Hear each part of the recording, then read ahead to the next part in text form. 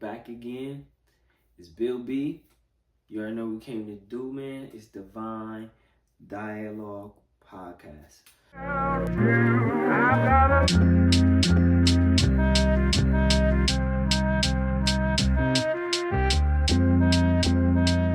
This week, bro, I felt it necessary just to give y'all a little insight about me as a rapper, to talk about my top 5 influences as it pertains to hip hop. These are my personal all-time favorites. This is pure bias, okay? One of my influences pushed me in a direction that, like, I feel personally catapulted me as a rapper into the space and the niche that I'm supposed to be in, that I resonate most with as a human and as a rapper. And I think I have hopes that it resonates with the people who listen to my music. I listed my top 5 personal bias, and I'll go into detail about why these influences are so important to me, why these influences have such an impact on my style, my content, the lyricism that I try to display. So the list goes, and this is in no order, okay? This is in no order at all. Taylor Gray, Armand Wake Up, Kendrick Lamar, Lupe Fiasco, and Nasir Esco, as some call him as well. Whether or not people hear the influence when I'm rapping, if they hear the influence of these individuals when I'm rapping, that's neither here nor there. I have had people tell me that it sounds like that I've picked up certain things from certain rappers. That's cool in a sense, because it helps me to realize and see that I've been studying these artists well. Ultimately, it molds you into being the artist you want to be. It molds you into being the rapper you want to be. I will say too, okay, on top of that, don't be afraid to give flowers to artists and rappers and whoever else that impacts or influence you. And that's not just in hip hop, that's period. Don't be afraid to give flowers to people who impact you and influence you, who give you some sort of motivation or inspiration to push and to do the thing that you love or that you enjoy or you find pleasure in, okay? So we're gonna run down the list, and I'll try not to be too long-winded about these. If you have questions, all right, about the artist or about anything I say and as it pertains to them, if you want me to order the list, I can order the list, but you gotta ask in the comments, all right? So in the comments, ask those additional questions, because I'm not gonna be too long-winded in this video. By the way, before we get too far, like, share, and subscribe. Please, please, please. Thank you. Appreciate you. All right, starting with Taylor. So Taylor is one of the major influences, along with, I would say, Armand. Speaking specifically on Taylor, me and Taylor met a while ago, probably in like 2014, some while ago. I've been a fan of Taylor since he was with Elevationists. But I really became a very diligent listener of Taylor back when he dropped Hopeless Romantic. If you're a real Taylor fan, you know what I mean? If you know, you know. And since then, bro, I've listened to Taylor over the years, just grow and develop as an artist and his style and the way that he's, changed things. But nonetheless, I dropped my first mixtape, 30, and I sent it to him, and I asked him to check it out and let me know what he thought. And he sent me back some pointers, some things to look at. And at the time, even in dropping that mixtape, which he helped me to see, was that I was rapping to prove that I could rap. Like, I was rapping because I wanted people to know I could rap. And one thing he said, he was like, that's cool, but I want to hear you rap from your point of view, like from your worldview.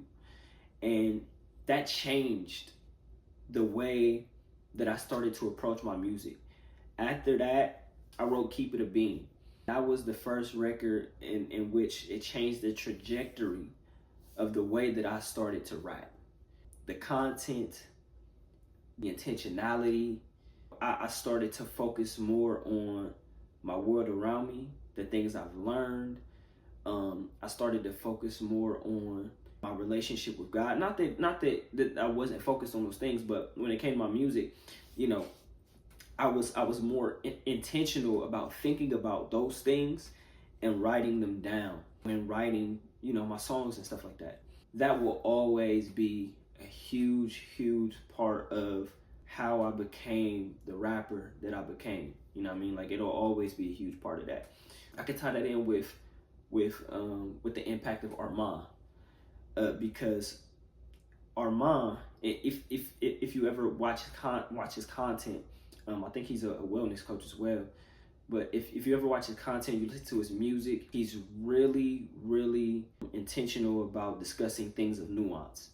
And so that's one of the really big things that I love about Armand, is that he pays attention to nuance. And that's something that, even in that same space and time, because I was in a stage in a space in my relationship with God where I was actually going through a deconstruction or a reformation, however you want to describe that. He was tearing down a lot of theology that I had held on to, and was rebuilding me, you know what I mean, and reshaping and remolding me. So being able to listen to the both of them, because they both deal in nuance. They do really good with that. If you pay attention to them, listen to, Armand speak, or you listen to him rapping his music. Same thing with Taylor. If you even listen to Taylor, maybe on a podcast, or you listen to him preach or what have you, like, that's one of the things that I think that, and I'm gonna go here. That's one of the things that I think that even in the body of Christ we miss, is nuance. We miss the middle. You know what I mean? Like, we make everything so black and white. One of the things that I learned after having a lot of that theology is that, there is nuance. Like, it's not black and white. I come from a black background in the church where it's black and white. Learning that there was this nuance, they also helped me to really create a space for myself where I was able to unpack a lot of those nuances that I didn't pay attention to in my relationship with God. While God was transforming the way that I was thinking and remolding my train of thought, changing my train of thought, it helped me to learn a lot about God and myself, and it helped me to learn a lot about the world around me. And so I got away from the black and white, and I got into this open space where I'm like, man, God is so much bigger. God is so much more complex in these black and white boxes that I tried to pull my theology from. Man, I'm forever grateful and appreciative of those two. Now you're seeing why these are my biases, because not only have, like, Taylor and Armand really shaped what I do as a rapper, but they've helped me to, like, grow in my relationship with God because of their transparency and the nuance that they've delved into.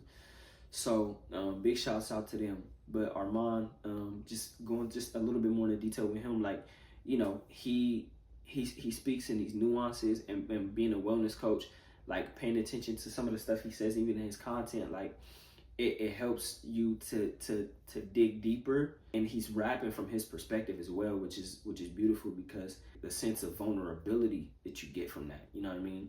Mind you, let me go back to this too. Both of them, even with Taylor, Armand, like, they rap with so much soul. To me, they rap with so much soul. For me, you can tell that they've lived it, they felt it, like it's real to them. Like, these experiences have been tangible for them. Whether mentally, emotionally, physically, like, they've been tangible for them. And so that speaks to me in spaces in my heart and my mind and my spirit that allows me to push the envelope, you know what I mean, as a rapper and as a creative, and in my relationship with God. So big shouts out to them. Huge shouts out to them. Much love. If y'all watching this, bro, I love y'all fellas. Kendrick. One thing that really inspires me about Kendrick, and I'll say this about everybody so we can kind of get this out the way.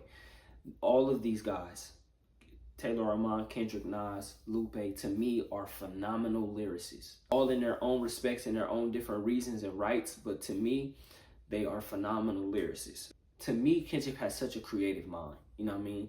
Especially when you talk about his albums. Kendrick doesn't have a lot of albums, but his projects, his bodies of work are complete. Like, Like, I don't feel like when I listen to a Kendrick album that anything is missing, anything is lacking.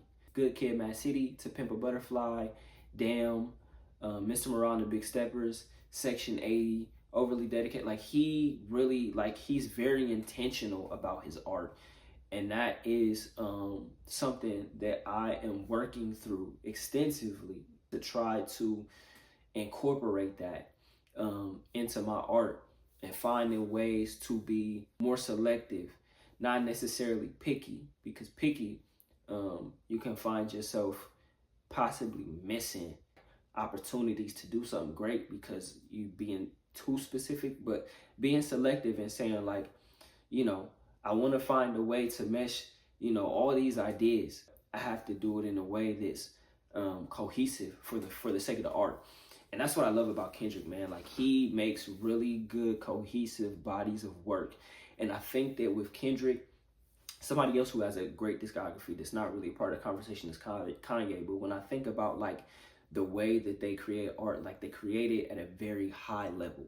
Kendrick does so well with his art that even when you think about, like, Good Kid, Mad City, and To Pimp a Butterfly, you think about Damn, and you heard people say, like, Damn isn't, that great, but it's really just not as great in comparison to the other two. But it's, like, even in its own right, like, it's phenomenal to me. If you ask me personally, when we talk about Kendrick's discography, he has at least 3 classics, and those classics are undeniable to me.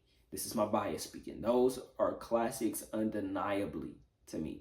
Kendrick has me constantly thinking of ways that I can be creative. I think that I spent some time over the last year and a half trying to really nail down and narrow in on my niche and figuring out what that is for me and what that sounds like, because I'm going to focus my art on a lane, or in a lane where I feel like I best thrive. And in 2025, a lot of people will see, like, that is something that I'm going to really focus on.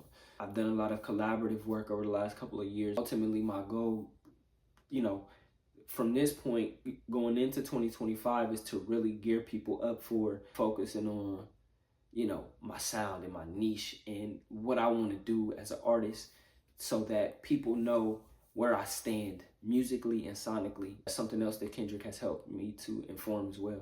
With Lupe being number 4, Lupe's lyricism to me is off the charts. This year, Samurai has been on constant, like, replay and repeat. That album is absolutely 8 tracks, but it's just absolutely phenomenal. With him speaking from the perspective of Amy Winehouse, like, he just does so much lyrically to convey this message. And I think he made some really great choices sonically. He did some things melodically to really help. The first record, Samurai, Cake, then Palaces. Those are my 3 favorite records on the album. What he does in each of those is very different. The creativity, I should say, for him was special on that project. And then finally, Esco, man, Nas, he is, to me, he's like right there with him and Lupe. Like, when you talk about lyricism, like, those two to me are like neck and neck, you know what I mean? But they're like, upper echelon. Like, I think that their pen is immaculate, dog. Like, both of them do crazy with the syllable stacking. Nas does really good, crazy with metaphors. Lupe with the entendres. Nas, man, his run with Hit Boy that he did 6 albums in like 3 years, 2.5 years, something like that. Like, that was a crazy run. Like, I don't think people really realize rappers usually at this age, some of them tend to dwindle off, or, start to shift gears and say, I don't want to rap anymore, I want to do something else type deal. But he put his foot on the gas. From Magic all the way to Magic 3, from King's Disease all the way to King's Disease 3. My favorite project, well, 2 of them would probably be my favorite. Magic will probably be my favorite out of that run. King's Disease 3 just being slightly under that. I'm just gonna throw this one in there too. King's Disease 2 would probably be right under King's Disease 3, because I just feel like it'd be wrong. That pretty much sums up, like, my influences. But that's it, man. Be safe, be easy, it's love, it's beat.